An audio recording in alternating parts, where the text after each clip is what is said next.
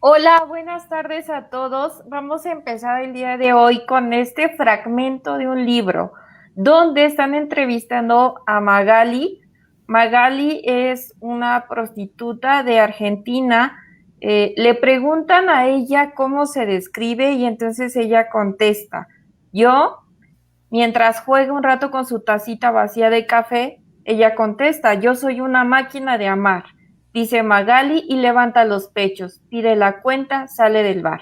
Es un libro de Enzo Maqueira, es un escritor argentino. El libro se llama Historia de putas y es todo un compendio sobre estas mujeres a lo largo de la historia, no solamente las prostitutas que conocemos hoy en día, sino desde la época romana, desde los prehispánicos, de nuestros ancestros, los mexicas, los templos al amor, el significado que tenía incluso la prostitución en esa época antigua. Y es muy interesante hablar sobre este tema, como el título de hoy es Amor a la venta, amor. Vamos a profundizar un poquito en si realmente es amor ligado o intencionado, o qué pasa realmente con estas mujeres, dónde se rompe la virtud o la relación que hay entre amor, esta triada tan complicada de amor, cuerpo y sexo.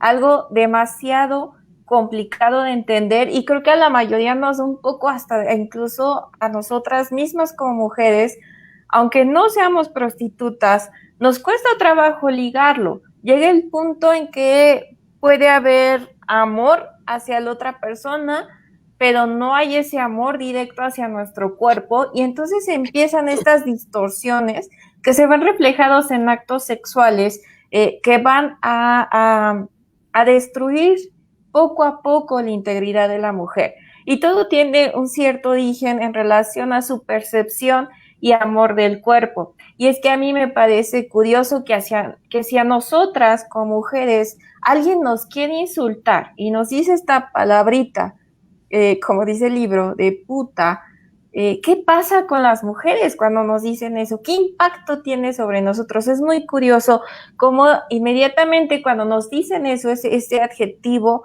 tan denigrante, inmediatamente se empieza a romper esa relación afectiva que tengo yo hacia mi cuerpo y empiezan muchas dudas en la cabeza, como si el ejercicio sexual libre de una mujer conlleve a que entonces eres una puta, cuando creo yo que el ser una prostituta lleva algo mucho más complejo que la degradación del cuerpo, sino esta desvirtud, descomposición de su percepción sobre el cuerpo y de su amor propio, claro está.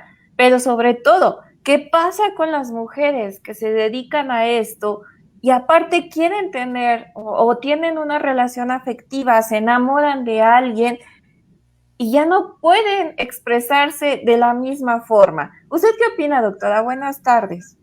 Hola, buenas tardes a todas y todos. Es un gusto estar aquí. Pues mira, Elsa, es un tema demasiado espinoso. Sí. Vamos a tratar como de ir desmenuzando, ¿no?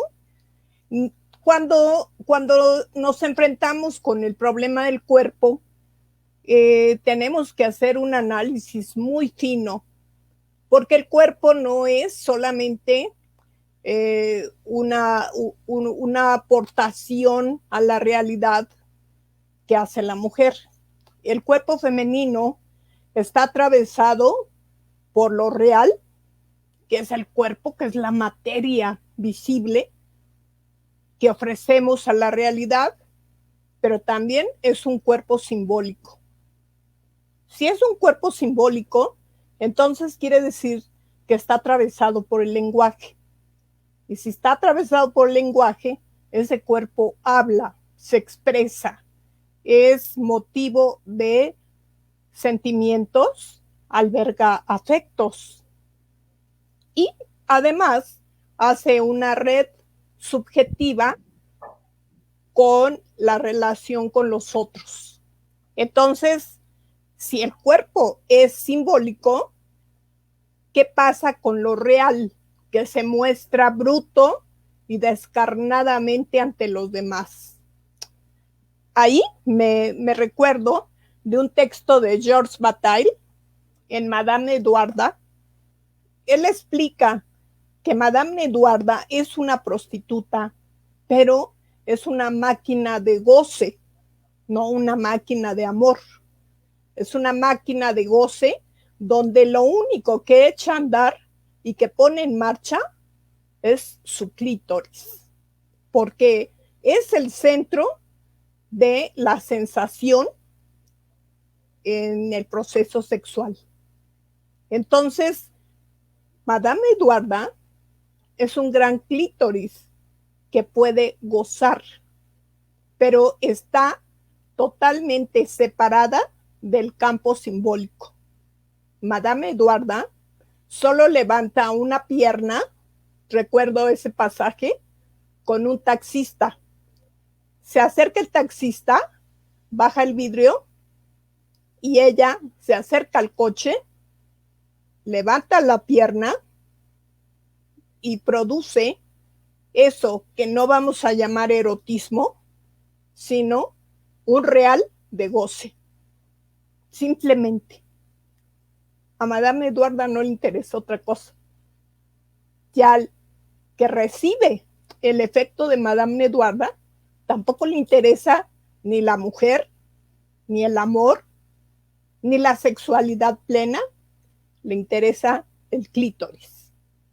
Entonces, cuando una mujer solamente es apreciada o demandada por su clítoris, nos estamos enfrentando a algo horrendo, algo siniestro, que es el cuerpo frío sin lenguaje, el cuerpo frío sin campo simbólico. Entonces, ahí tenemos el gran problema, Elsa, de que la prostituta de repente es una Madame Eduarda que solamente es utilizable en términos de un efecto inmediato que tiene que ver con sus zonas erógenas. Pero la pregunta es, ¿podrá amar? Incluso Magali lo especifica muy bien. Ella dice, soy una máquina de amar. Cosa muy diferente a decir lo que usted nos dijo, una máquina de amor. Amor y amar no es lo mismo. Ella deja clarísimo entre líneas, pues es de que siempre debemos de aprender a leer perfectamente lo que nos están tratando de decir. Ella, soy una máquina de amar, que es exactamente lo que usted está diciendo. Soy una máquina de goce, de mi cuerpo sin voz, sin expresión, aparentemente un cuerpo frío, insensible, pero no lo somos. Las mujeres no somos insensibles, las mujeres tenemos esa magia. También quisiera recordar incluso, porque yo quiero darle voces a estas mujeres. Sí, sí, sí.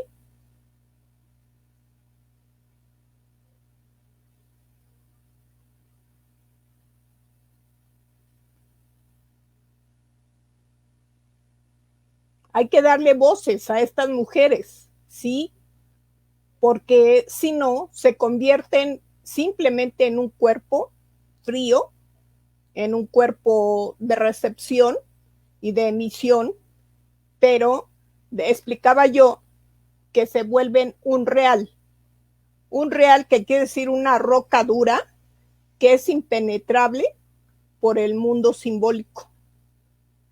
Es impenetrable, no atraviesa el lenguaje. Entonces, si no atraviesa el lenguaje, quiere decir que vivimos, como dice Cioran, en un mundo donde está un pueblo de solitarios. Somos un pueblo de puros solitarios, mujeres, hombres, y entonces cuando hay encuentros, no hay reencuentros, porque solamente son encuentros vacíos, sin significado. Cioran, en La tentación de existir, que es un libro muy bello, que refiere la pasión y el deseo de vivir, el deseo de ser estremecido por la pasión de existir. Ahí explica que el pueblo solitario es decadente porque nadie se puede encontrar. Todos caminamos en una urbe y caminamos en unas órbitas distintas y accidentalmente nos vamos encontrando uno con otro. Pero el problema está en que no podemos platicar, no podemos ponernos de acuerdo en nada porque lo simbólico ha escapado. Hola. Hola. Bueno, en lo que estaba. Les estaba mencionando sobre darles voz a estas mujeres, dejarlas hablar, expresar, porque no queremos saber exactamente qué es lo que están sintiendo. Yo creo que es muy complicado de analizar o de que incluso ellas mismas puedan expresarlo. Pero entre líneas dejan muchos detalles.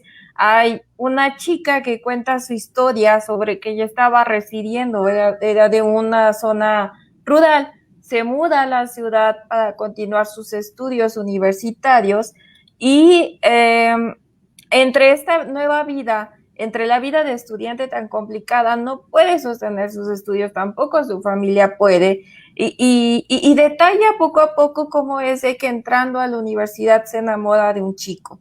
Al paso del tiempo, junto con sus crisis económicas, ella va viendo lo complicado que es, decide encontrar un nuevo trabajo. En este nuevo trabajo que ella no menciona al principio, no especifica de qué se trata, sí menciona que con este nuevo trabajo empieza a adquirir cantidades de dinero a las que ella no estaba acostumbrada, que ya podía sostener sus estudios, su casa y sus gustos extras. Y menciona que justamente en este momento, cuando ella le va bien, pues quiero mencionar, bien económicamente, empieza a tener una muy buena solvencia. En la universidad se anima a escribirle a este chico una carta diciéndole lo que ella siente por él. Él la lee, la ve después y le implanta un beso, porque al parecer era mutuo la atracción. Entre el beso, el abrazo, las caricias inocentes de una pareja, él le dice, vamos a mi departamento. En esto, ella menciona que se le vino a la cabeza todo como un flashback, imágenes de todo lo que vivió, y entonces queda claro de qué estaba trabajando, empieza a recordar escenas sexuales de lo que ella tiene que hacer para generar ese dinero. Por lo tanto, su respuesta fue no. Y es muy curioso y es algo que me conmovió bastante porque entonces estaba ya frente al ser humano que ella se sentía atraída, no solamente físicamente, también en muchos ámbitos, intelectualmente, profesionalmente, etcétera, humanamente atraída por él. Pero a la hora de concluir ese sentimiento, de demostrarlo, simplemente ella tuvo que detenerse porque pareciera que estos, ¿se acuerdan? Estos que decíamos, estos fantasmas empiezan a rodar y a retumbar en la cabeza y simplemente no la dejaron continuar. Eso era algo que yo quería recuperar para que entendamos de que si bien ellas lo que promueven o lo que venden no es amor, sino es placer, es goce, nada más. Pero No, dentro de esta venta, dentro de este goce, dentro del uso del clítoris, incluso me acordé de bola de cebo también, dentro de todo esto, ¿dónde quedó o cómo se puede ir descomponiendo este significado del amor? ajá, sí. Hay una puntuación, simplemente goce y placer no es lo mismo. El placer está anudado al cuerpo, el goce proviene de esa dimensión desconocida que es el inconsciente, pero que se articula en la realidad, pasa como algo real, sin el filtro del lenguaje. Entonces, cuando el cuerpo es real, es lo real.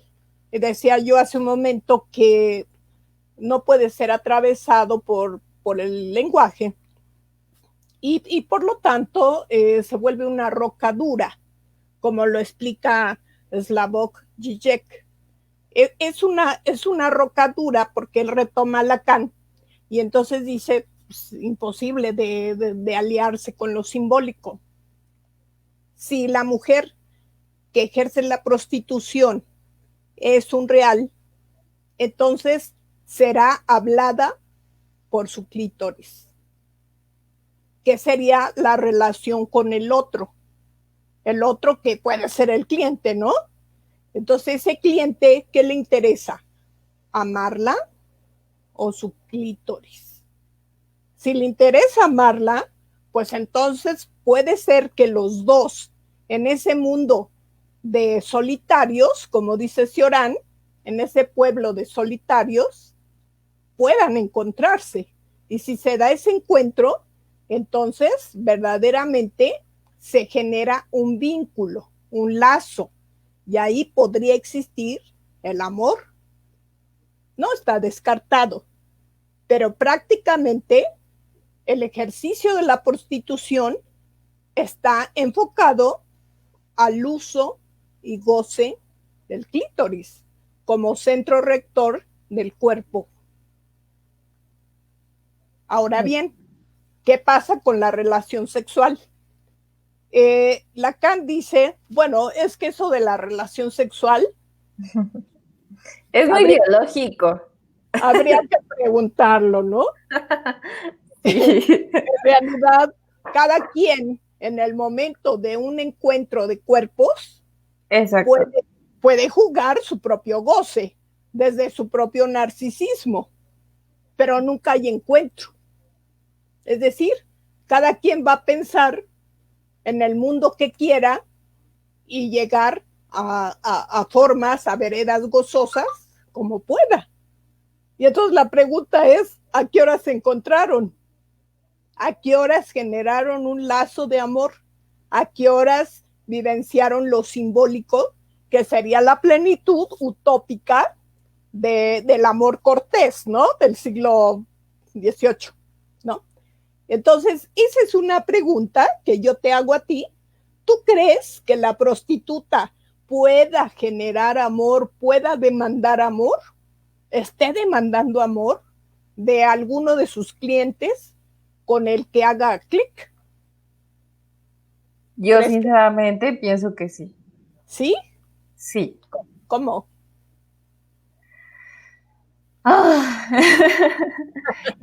A mi consideración, creo que en cada frase que ellas mencionan, por muy frías que quieran parecer, hay como un grito desesperado de pedir amor, de que en algún punto, es como este sueño de novela que está ahí presente dentro de ellas, de manera que no lo expresan, pero sí lo tienen, de en algún momento encontrar a alguien que dentro de ese contexto sexual exista esa conexión distinta, como que si cada día fue una propia batalla para poder encontrar el verdadero significado del amor, porque creo que entre cada situación las mujeres lo empiezan a ir distorsionando y empiezan imaginando otras cosas, al fin y al cabo se dan cuenta que esto es un pago, que es un intercambio y nada más, pero creo que de manera muy profunda sí están buscando el amor en alguna de estas situaciones o en alguna de estas actividades. Creo yo que son como voces desesperadas.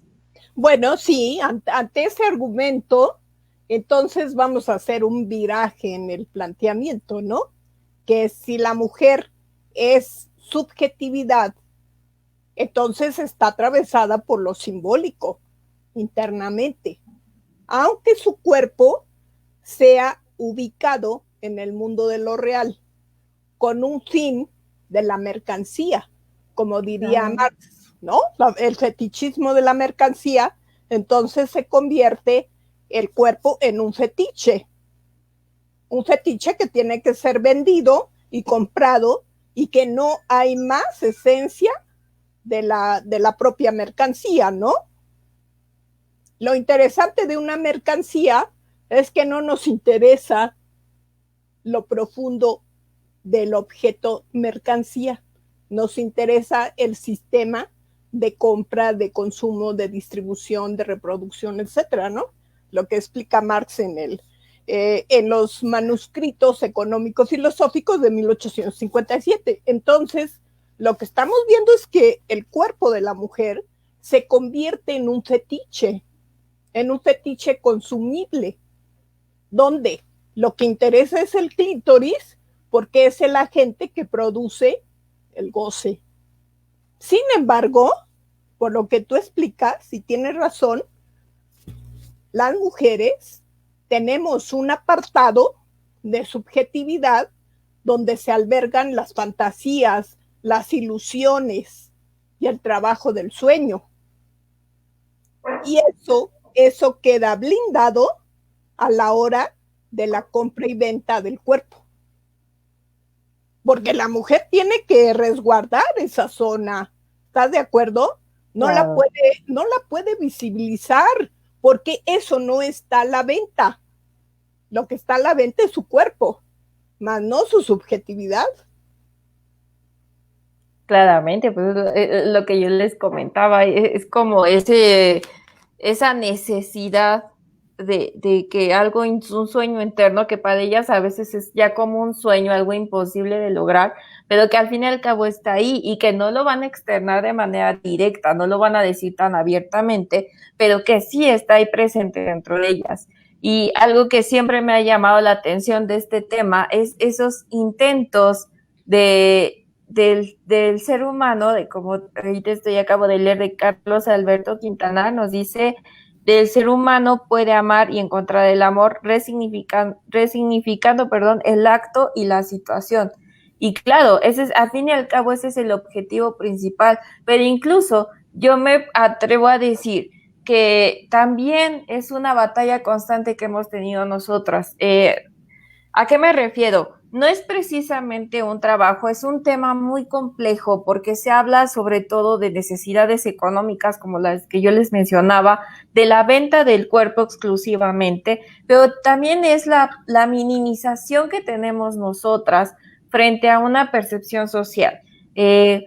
Porque como se lo dijo, Marx lo dejó muy claro, al fin y al cabo es una mercancía que se va a intercambiar por cuestiones, pero yo creo que en la subjetividad de las mujeres representa algo más que solamente el intercambio. Y tengo que remontarme a épocas muy antiguas en las que las mujeres en su necesidad de expresar, era como una batalla de decir, aquí estoy, soy un ser humano con sentimientos, soy un ser humano con pensamientos también propios, capaz de sobresalir, pero otra vez volvemos a limitarla a que solamente es cuerpo. Y este es el problema, que la gran mayoría de la sociedad cree tan fríamente y lo dice, es que solamente venden su cuerpo, cuando se trata de algo más complejo. No es nada más vender el cuerpo, sino ¿qué nos trata de decir esa mujer con su clítoris, con su goce, con el goce que le da a la otra persona, ya sea hombre, mujer o lo que sea? Hay algo que quiere ella transmitir, eso no lo podemos dejar atrás, ¿no cree? Sí, pero fíjate que ahora me estoy acordando que incluso para el ejercicio de la prostitución hay leyes en este sí. país. Y desde hace muchos años, desde la época de Maximiliano. Y entonces, esas leyes que protegen a la mujer o al cuerpo, pues resulta que protegen el cuerpo. Y ahora, con las políticas de salud tan recurrentes en estos días, entonces se afinan esos dispositivos del uso del cuerpo higiénico. Entonces, ellas tienen que ofrecer un producto higiénico como un queso, como una carne, como una verdura, en el mismo nivel de lo que se va a consumir. Tiene que estar sanitizado. Entonces, antes de trabajar con un cliente, pues tiene que sanitizarse. ¿Por qué? Porque las leyes van al cuerpo.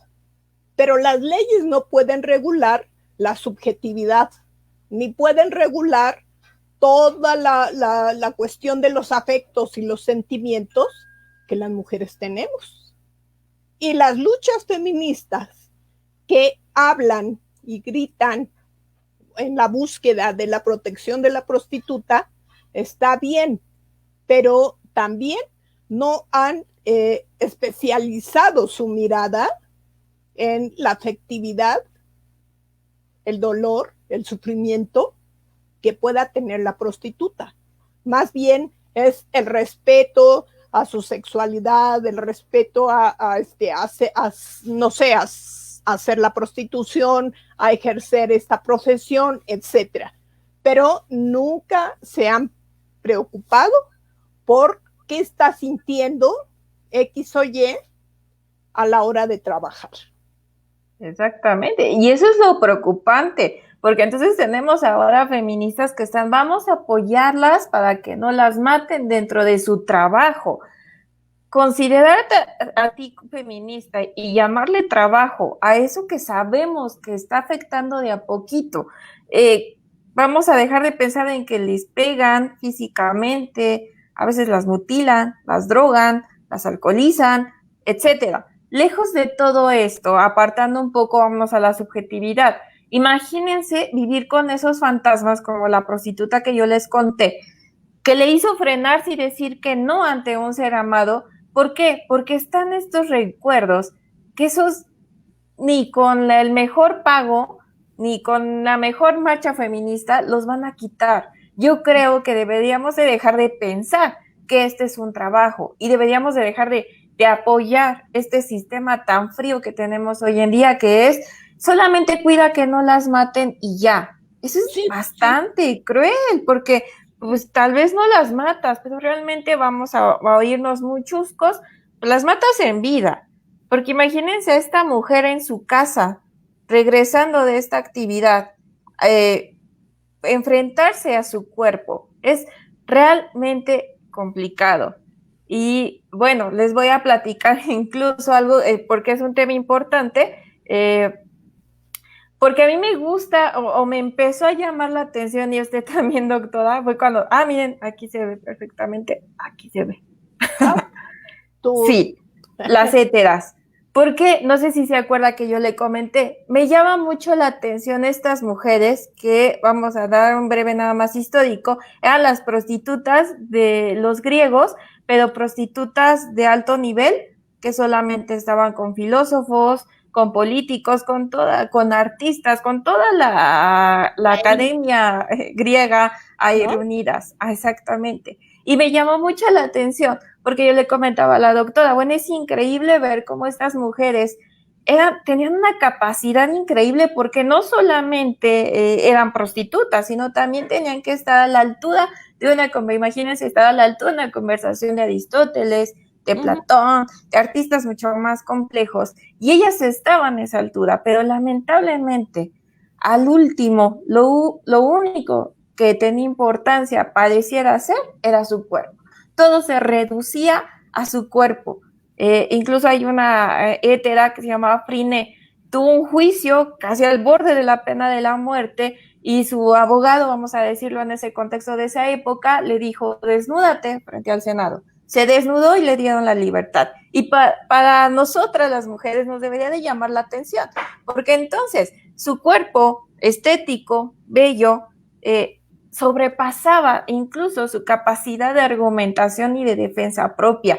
Y si nos damos cuenta, es la condena que seguimos teniendo las mujeres día con día. Ya no solo sí las prostitutas, por eso les digo, las prostitutas que están ejerciendo tal cual son un grito de visibilidad, de aquí estoy, soy un ser humano, tengo pensamientos, soy algo más que mi propio clítoris.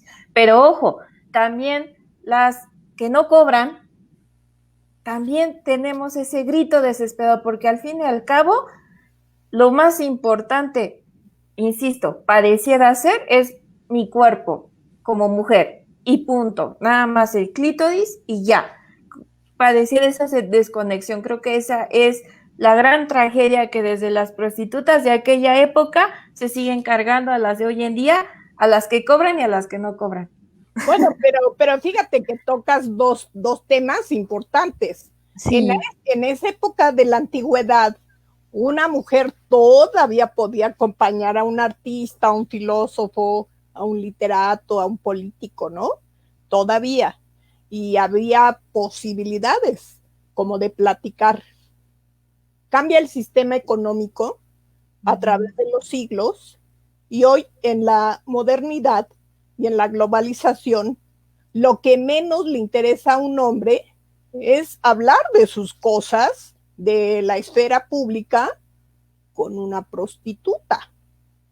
Con la prostituta va por lo que yo decía, recordando a Marx, va por el fetichismo de la mercancía. O sea, me interesa la mercancía.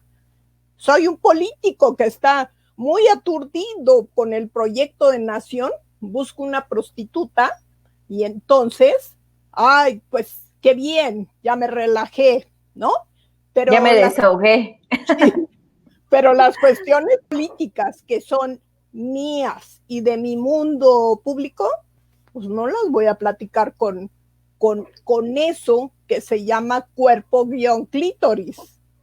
Ese es un, ese es un punto, ¿no? Aunque Y sí el hay otro, relatos de, perdón, doctora, sí, disculpe. sí, sí, Sí hay sí, relatos de prostitutas, o incluso se cargan un poquito más a estas llamadas escorts, que sí mencionan que hay muchos hombres que lo único que quieren es hablar. claro, claro, de algún modo es como comenta Sandra Sánchez, ¿no? Sí, Dice, había una prostitución sagrada en Mesopotamia, ¿no? uh-huh. Si quieres, continúa el comentario de Es Sandra. una práctica muy compleja desde la antigüedad y el objetivo es apropiarse y someter el cuerpo del otro. Exactamente. Claro, claro. Fíjate, en el tema del poder, ahora que hablamos de los políticos, el poder tiene que ver con lo real, pero Uh-huh. no tiene que ver con lo simbólico. ¿Por qué? Porque el poder somete, domina, se apropia de eso real, que es el cuerpo, de esa, Exacto. de esa mercancía que a lo mejor tiene que pagar. Es lo de menos en ese contexto, pagar.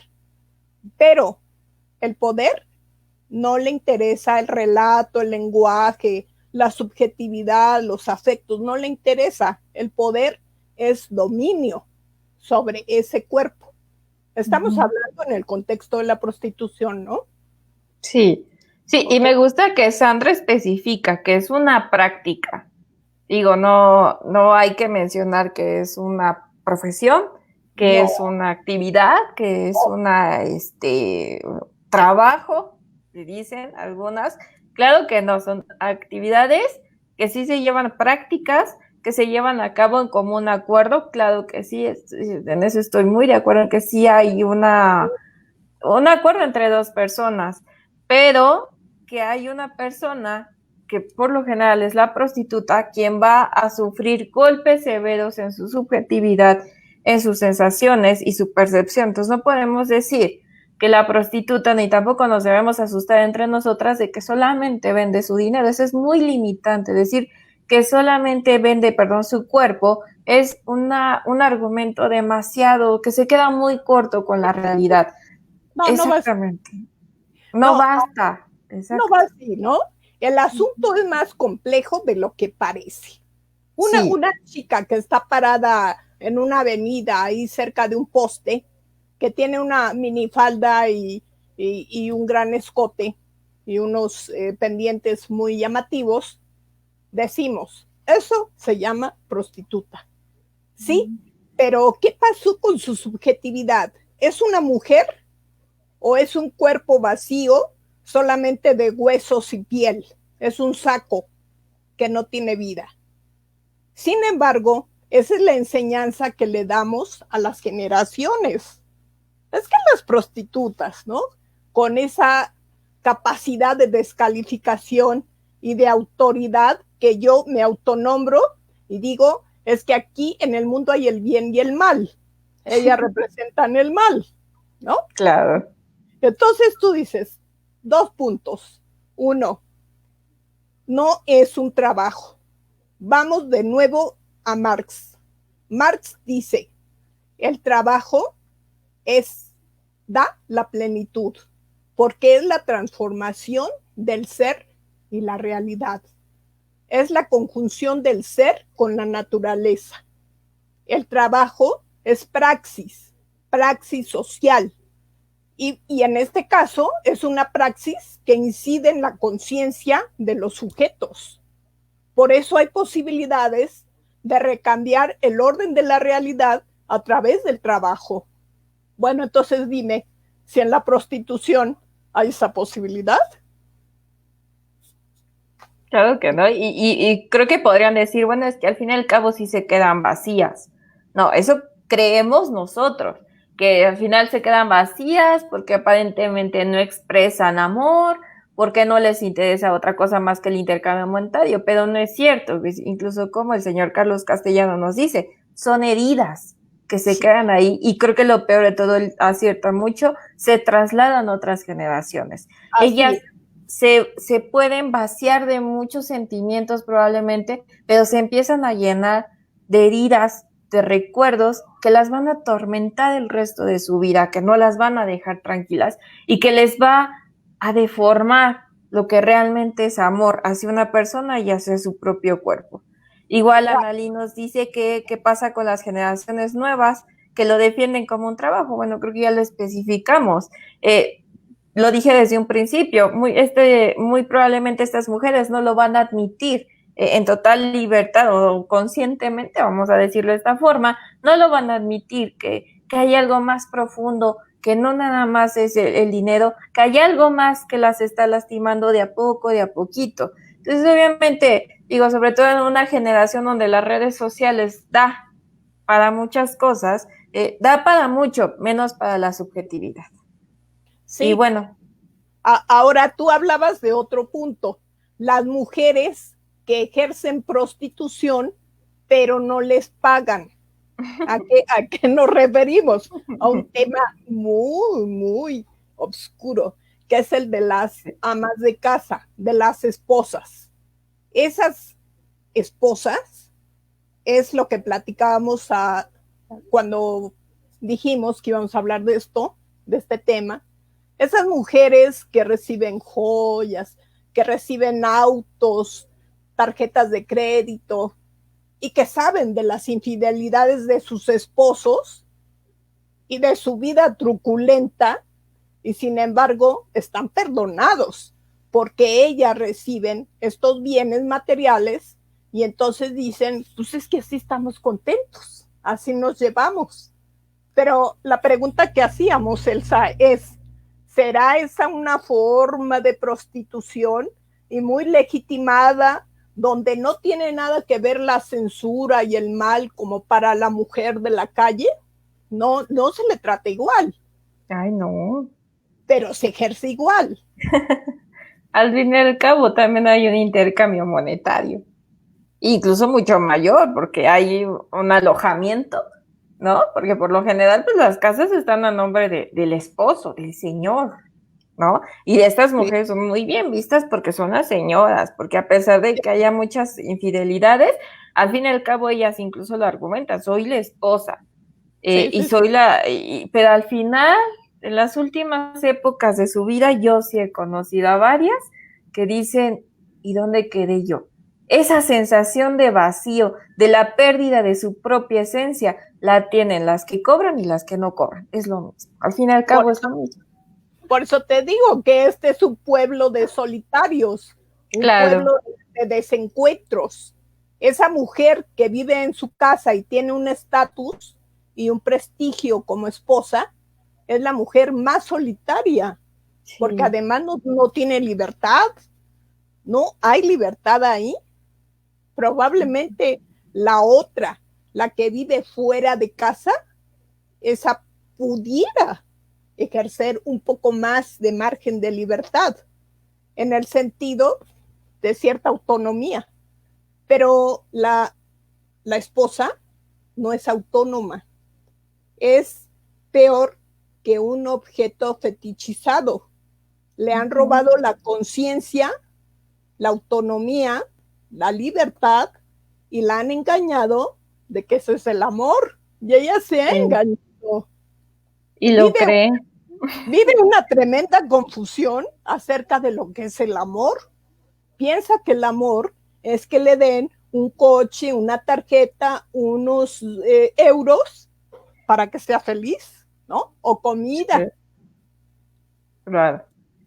Y bueno, imagínense qué tan complejo es este tema que llevamos 43 minutos y sigue y sigue y sigue haciéndose cada vez más complejo. Entonces les digo antes de que, sobre todo las que nos han querido ofender con esta palabra, vamos a pensar exactamente qué nos están tratando de decir y por qué nos ofende tanto, por qué nos retumba tanto a las mujeres, ya no solamente por el hecho de cobrar o no cobrar, sino creo que nos ofende tanto a nosotras como mujeres, porque subjetivamente sabemos que estamos perdiendo nuestra esencia cuando alguien nos dice esa palabra tan ofensiva.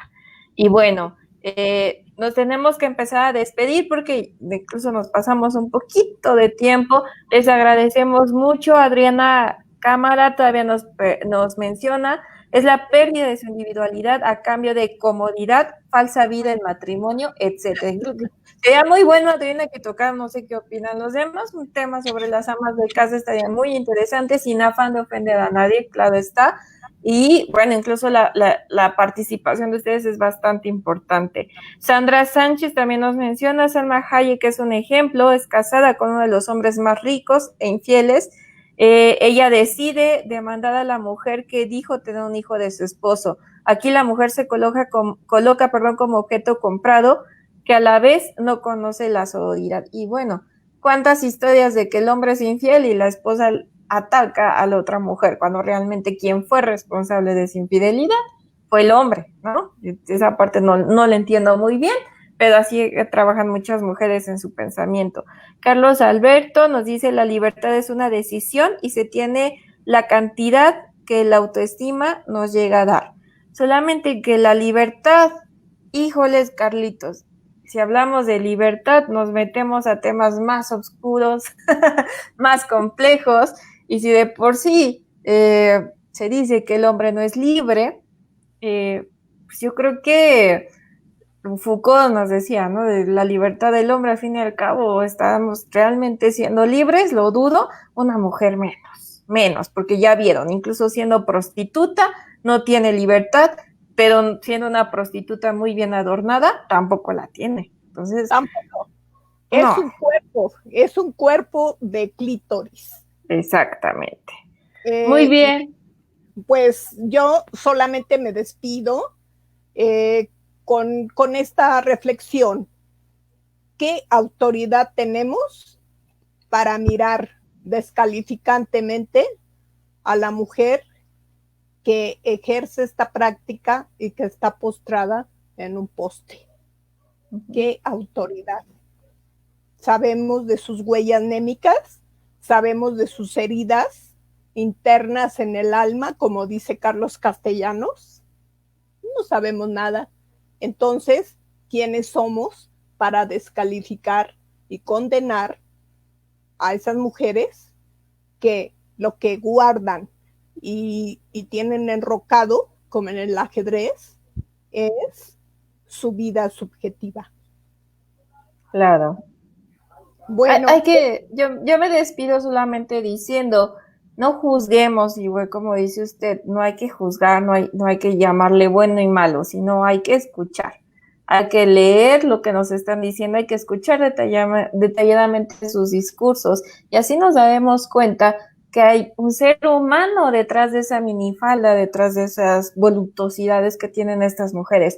Hay un ser humano y hay que escucharlo, y va a ser, créanme, les recomiendo bastante el libro que mencionamos al inicio, mueve bastante el leer sus vidas, sus experiencias, sus sensaciones, que no lo dejan tan claro, lo dejan entre líneas. Entonces, hay que aplicar esta parte de la hermenéutica, hay que leer, hay que encontrarle significado. Les agradecemos mucho a Miguel, Annalí, Sandra, Magdalena, Carlos, Mía, Jorge Enrique, un beso enorme, qué bueno que nos vuelves a ver, al señor Carlos Castellano, a Adriana, a Sandra, y bueno, muchas gracias por estar con nosotros, los esperamos el siguiente martes. Les mando un fuerte abrazo, cuídense mucho. un beso. Hasta luego. Hasta luego.